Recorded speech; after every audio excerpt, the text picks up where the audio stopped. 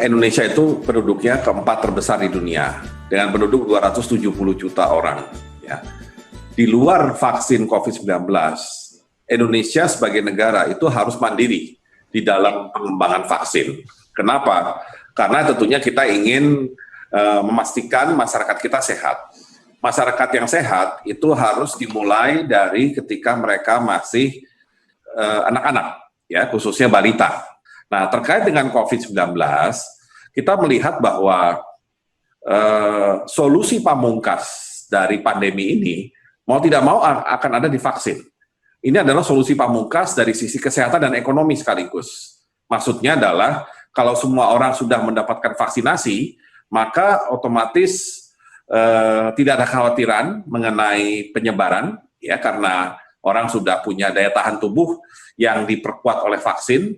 Nah, dengan demikian kegiatan ekonomi bisa mulai kembali pada jalur yang normal. Ya, orang bisa melakukan aktivitas ekonomi secara lebih intensif dibanding ketika masa pandemi.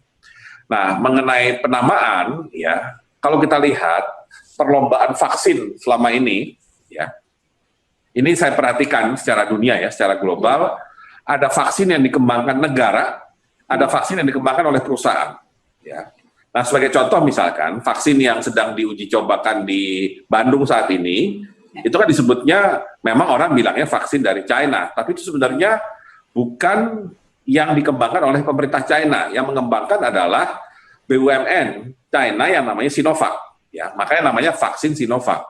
Karena di China ada lagi vaksin Sinopharm namanya. Ya, metodenya sama tapi pabriknya lain. Ya, tahapannya pun juga sedikit berbeda. Ya, nah kemudian mungkin juga mengikuti ada vaksin AstraZeneca kerjasama dengan Oxford, itu dari Inggris misalkan.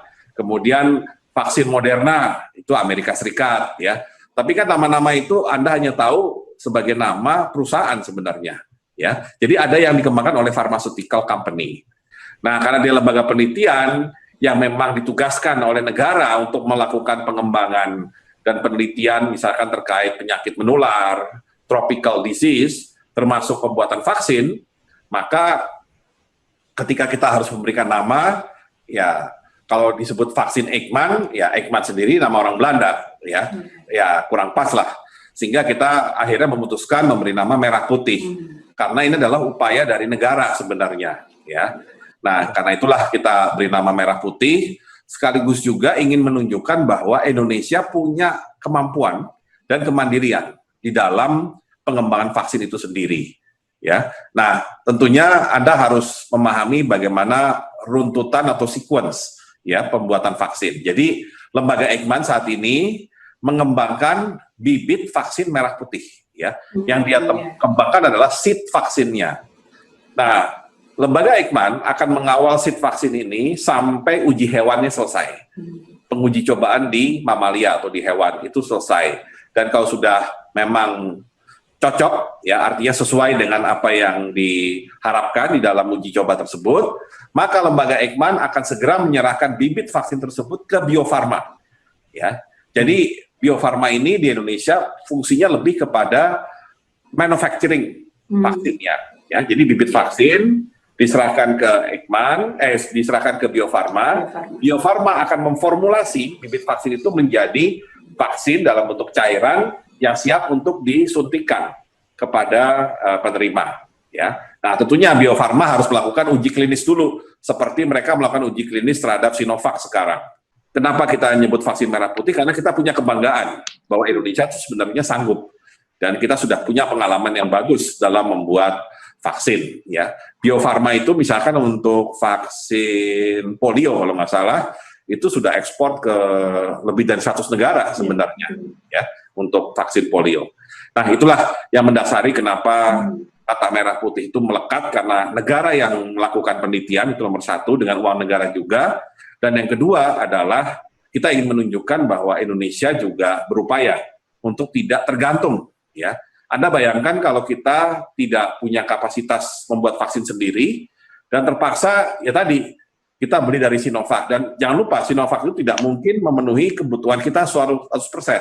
Ya, pasti ada batasnya. Jadi nanti kita harus beli dari Sinovac, beli dari Sinopharm, nanti beli dari Moderna, beli dari AstraZeneca. Terlalu rumit dan ya sesuai ilmu ekonomi lah. Kalau sudah kita dalam posisi yang desperate, yang kita tergantung kepada produser, kuncinya apa? Harga akan naik, sudah pasti. Dan biaya vaksinasi akan menjadi sangat mahal. Itu yang kita ingin hindari, karena dengan kita membuat sendiri, paling tidak kita bisa memberikan vaksin dengan harga yang lebih terjangkau. Dan setelah itu juga yang tidak boleh dilupakan, memproduksi vaksin itu membutuhkan waktu, ya, karena dibutuhkan dalam jumlah besar. Kedua, yang tidak boleh dilupakan, vaksinasinya sendiri, ya, yang makan waktu pasti akan sangat panjang. Bayangkan, ya, kita ada kemungkinan membutuhkan vaksinasi itu di atas 300 juta, ya, 300 juta lebih yang harus divaksin, baik yang sekali maupun yang lebih dari sekali, ya. Nah, bayangkan kalau itu harus dilakukan, ya, misalkan, ya, kita misalnya targetnya 340 juta misalnya yang harus divaksin. Kita kan targetkan setahun misalkan, ya, setahun kan 365 hari. Itu kan berarti kira-kira sehari itu butuh 1 juta. 1 juta vaksinasi. 1 juta vaksinasi itu berarti butuh orang yang memvaksin, karena ini nggak bisa disuntikan sendiri kan. Harus ada tenaga yang ahli, ya. Kalau kita punya 1.000 saja tenaga ahli, itu satu orang aja harus memvaksin 1.000 orang per hari, ya. Dan saya kira itu almost impossible, ya.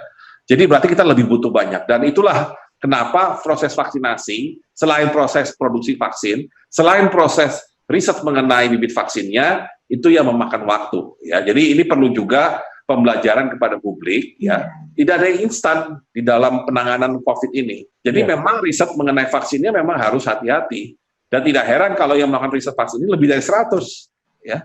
Karena semua orang istilahnya penasaran, ingin menyelesaikan penyakit ini dengan mendapatkan vaksinnya.